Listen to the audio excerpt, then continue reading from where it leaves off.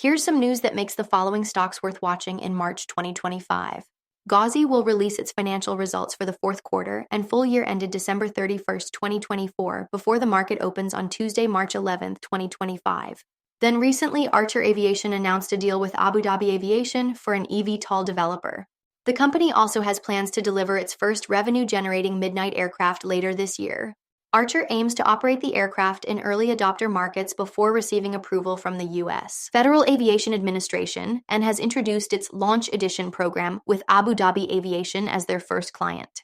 The company is also developing a hybrid vertical takeoff and landing aircraft in partnership with Anduril Industries for military use, which they claim will have higher demand than projected and won't require FAA certification.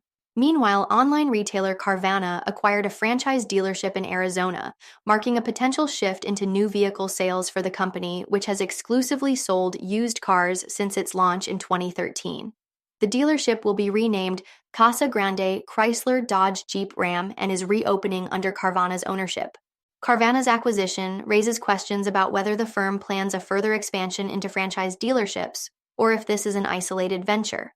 Its success could determine whether it significantly alters strategy or remains focused on its online used car marketplace. Elsewhere, Comstock announced a new investment and strategic collaboration with Marathon Petroleum Corporation to advance its lignocellulosic biomass refining solutions to commercial maturity. Comstock Fuels Corporation, a subsidiary of Comstock Inc., will acquire $14 million in equity from subsidiaries of Marathon, comprising $1 million in cash and $13 million in payment-in-kind assets, made up of equipment, intellectual property, and materials located at Marathon's renewable fuel demonstration facility in Madison, Wisconsin.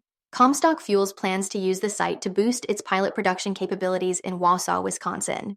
In other news, Faraday Future Intelligent Electric scheduled its FF Open AI Day event for March 16th at its Los Angeles headquarters. The event will cover FF's current and future AI strategy developments and feature a panel discussion on various AI topics. The company aims to foster collaboration with global developers and AI experts in order to drive innovation within the mobility sector. FF has launched an AI innovation competition, open to individuals, teams, and companies, in order to help redefine intelligent transportation. For more on Faraday Future and other companies, follow Ascencore. Thanks for watching and have a nice day.